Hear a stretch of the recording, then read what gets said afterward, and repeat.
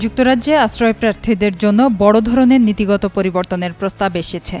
নতুন পরিকল্পনা অনুযায়ী স্থায়ী বসবাসের আবেদন করার আগে সরকারের দেয়া আবাসন ও জীবনযাপনের সহায়তার খরচের একটি বড় অংশ ফেরত দিতে হতে পারে। প্রস্তাবটি কার্যকর হলে একজন আশ্রয় প্রার্থীকে সর্বোচ্চ প্রায় 10,000 পাউন্ড, যা বাংলাদেশি মুদ্রায় 16,32,824 টাকা পর্যন্ত প্রদান করতে হবে। সোমবার এ পরিকল্পনার কথা জানিয়ে ব্রিটিশ সরকার বলছে, অবৈধ অভিবাসন নিরুৎসাহিত করা এবং করদাতাদের ওপর চাপ কমাতেই এই উদ্যোগ নেওয়া হয়েছে। ব্রিটেনের স্বরাষ্ট্রমন্ত্রী শাবানা মাহমুদ বলেন, আশ্রয় প্রার্থীদের সহায়তা দেয়া একটি অধিকার হলেও পরবর্তীতে আর্থিকভাবে সক্ষম হলে সেই সহায়তার ব্যয় পরিশোধ করাও তাদের দায়িত্ব।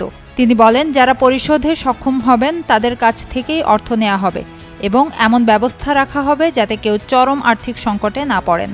এদিকে সরকার জানিয়েছে, নতুন নিয়ম কেবল প্রাপ্তবয়স্কদের ক্ষেত্রে প্রযোজ্য হবে। শিশুদের এ নিয়মের বাইরে রাখা হবে এবং এটি পূর্ববর্তী কোনো আশ্রয় প্রার্থীর ক্ষেত্রে প্রযোজ্য হবে না। যুক্তরাজ্যে অভিবাসন দীর্ঘদিন ধরেই রাজনৈতিকভাবে স্পর্শকাতর ইস্যু। সাম্প্রতিক সময়ে এ বিষয়ে কড়াকড়ি বাড়িয়েছে ক্ষমতাসীন লেবার সরকার। একই সঙ্গে বিরোধী দল রিফর্ম ইউকে অভিবাসন নীতিতে আরও কঠোর অবস্থান নেয়ার প্রতিশ্রুতিও দিয়েছে।